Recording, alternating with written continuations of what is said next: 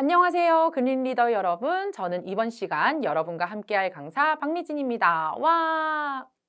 자, 우리 산림보호에 사용되고 있는 다양한 디지털 기술에 대해 알아보고 있는데요.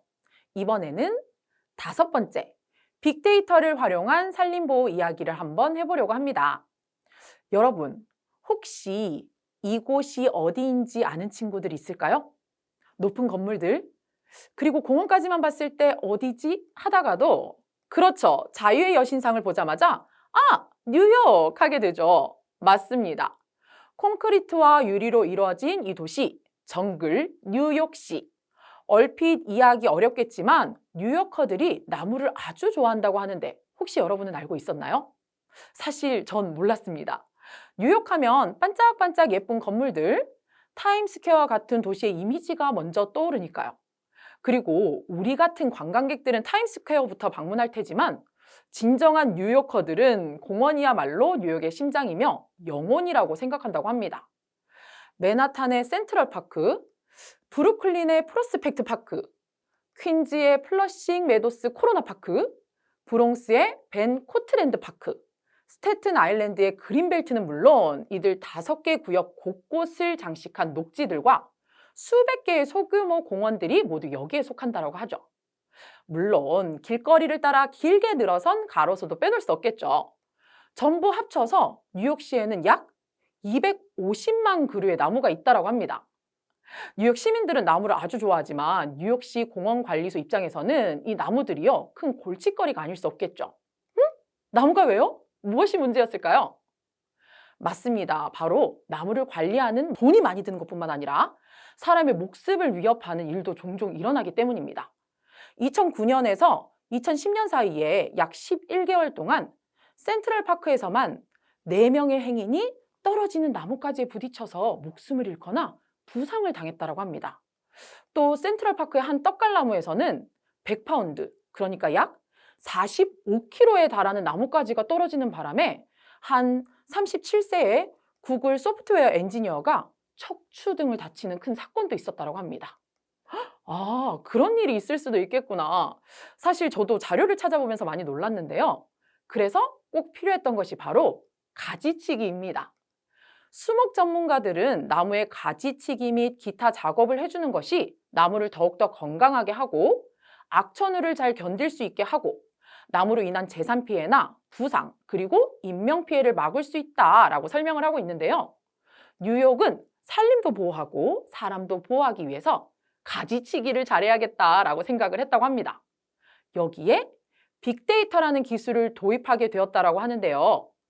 이미 수년간 관련 부처에서는 어느 구역 나무들이 가지치기를 했고 가지치기한 나뭇가지를 제거하기 위해서 몇 번이나 직원들을 보내야 했는지 등에 대한 다양한 기록들을 보관해 왔겠죠.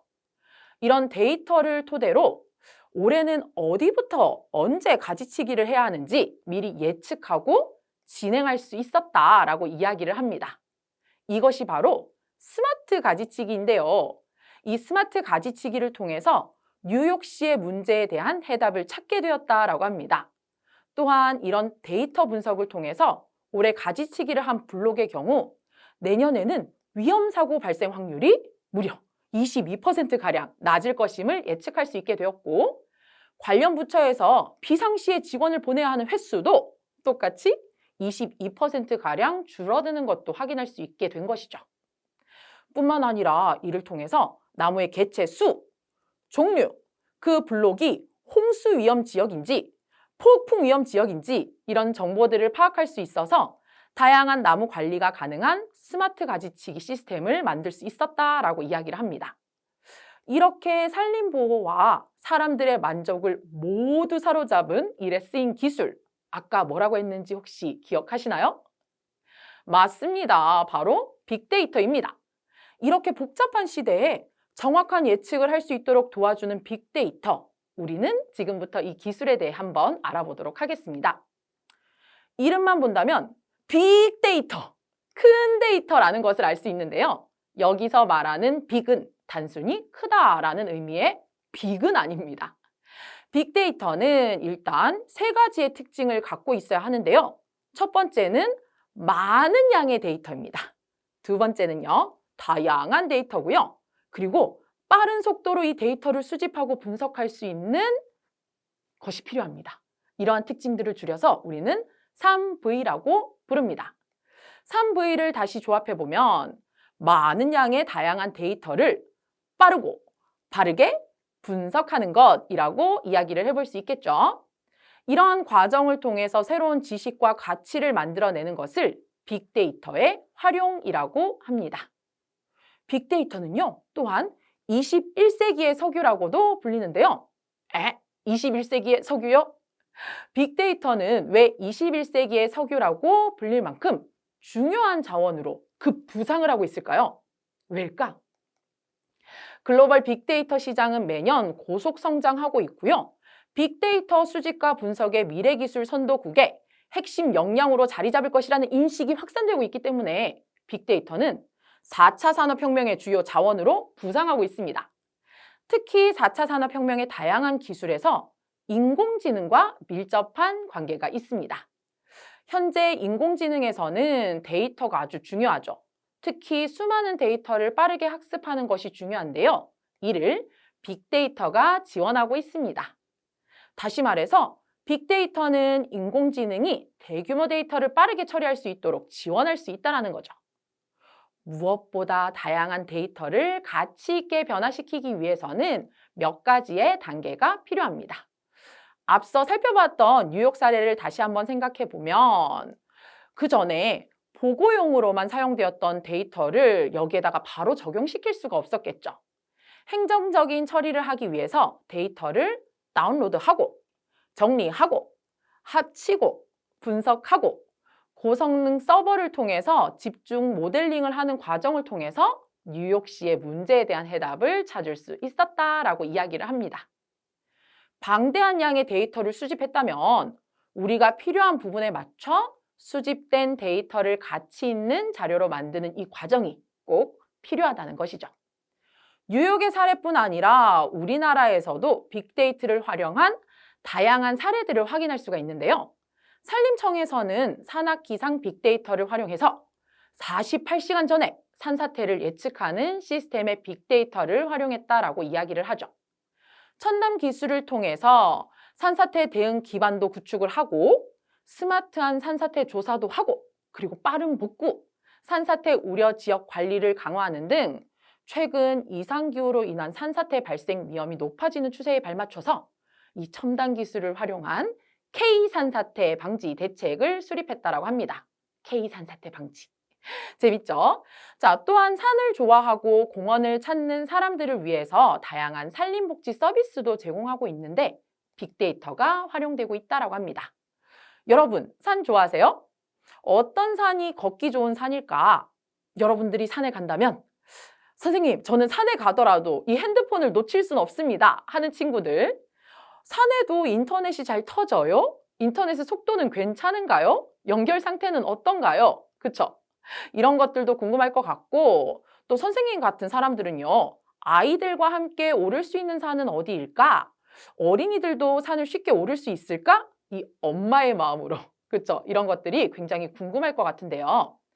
다양한 나무종을 만날 수 있는 곳은 또 어디일까? 이런 다양한 궁금증들을 정확한 자료를 기반으로 확인할 수 있다면 여러분들 어떨 것 같아요? 그냥 거기 인터넷 잘 터질 거야가 아니라 정확한 자료를 기반으로. 괜찮겠죠?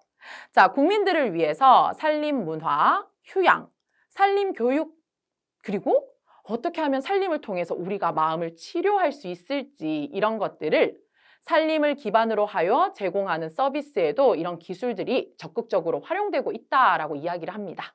그럼 아마도 우리는 앞으로 더 행복하게 산과 숲을 즐길 수가 있겠죠. 이렇게 국민들에게 필요한 다양한 정보를 제공하는 데에만 그치지 않고요. 실제 산림 자원을 관리하는 데에도 빅데이터가 활용이 됩니다. 탄소 흡수 능력이 뛰어난 우수 수종을 도입하거나 우리의 산과 숲을 효율적으로 경영하고 관리하는 곳에도 또 임업 통계 정보를 구축하고 제공해서 임가 소득도 향상을 시킨다라고 합니다. 임업의 경쟁력도 강화시키는 빅데이터가 활용되는 곳이 아주 다양하다라고 하는데요. 여러분, 임업, 임가 이건 다 알고 계신가요? 그렇죠. 임업이라는 것은 숲이나 산림에서 목재, 나무를 벌채하거나 혹은 버섯 등을 생산해서 돈을 벌게 되는 산업이라는 것이 바로 임업입니다. 그렇지. 마법천자문 본 친구들은 알겠다. 숲을 림, 업. 그렇죠. 그리고 이런 것들을 통해서 돈을 버는 가정을 임가라고 한다는 거 다시 한번 체크하고 넘어가겠습니다. 자, 진짜 사람들이요, 이렇게 환경에 대해 관심을 갖고 있다고? 라고 의심하는 친구들 혹시 있나요? 산과 숲, 나무에 대해서 얼마나 관심을 갖고 있을까가 궁금하다면 또 하나의 빅데이터 저장소라고 불리는 구글을 통해서 여러분들이 직접 이것을 확인해 볼 수도 있습니다. 네? 선생님, 구글이요? 우리가 잘 아는 그 검색 엔진? 맞습니다. 구글에서는 사람들이 검색한 검색어를 통해서 혹은 시청한 동영상을 통해서 빅데이터를 분석해주는 서비스를 제공 중인데 이것을 구글 트렌드라고 부릅니다. 키워드를 검색해서 그 키워드의 검색량을 시간, 지역으로 나누어 볼 수 있는데요. 바로 구글 사용자들의 검색을 취합해서 정량적인 데이터로 변환을 하는 거죠. 예를 들어 하루에 어마어마한 숫자의 사람들이 환경을 검색한다면 환경이 인기 검색어에 오르게 되는 겁니다. 선생님이 찾아보니까 아직 환경은 인기 검색어는 아니었어요. 아주 꾸준히 사람들이 이걸 검색하는 주제라는 것은 이렇게 표로 확인해 볼 수 있었습니다. 갑자기 선생님의 수업을 듣고 친구들이 막 검색을 해서 숲, 환경이 인기 검색어로 올라가진 않겠죠? 자, 그리고 키워드와 관련된 검색어, 주제를 확인하는 것 또한 가능한데요. 환경의 경우 관련어로 확인되는 것은 탄소 중립, 설정, 환경, 사회, 기업, 지배구조, 즉 우리 앞에서 배웠죠? ESG, 국립환경인재개발원, 그리고 안전 이렇게 해서 연계해서 확인이 가능하네요. 선생님이 찾은 데이터와 또 여러분이 지금 확인하는 데이터는 조금씩 다를 수가 있겠죠? 가장 최근의 사람들은 환경, 그리고 환경에 무엇을 관심을 갖고 있을까요? 궁금하다면 우리 직접 한번 확인해 보는 것은 어떨까 싶습니다. 그리고 나도 환경에 대해 검색하며 공부하면 나의 검색어가 또 어딘가에 아주 중요한 데이터가 될 수도 있겠죠. 여기까지가 빅데이터를 활용한 산림보호 이야기였습니다.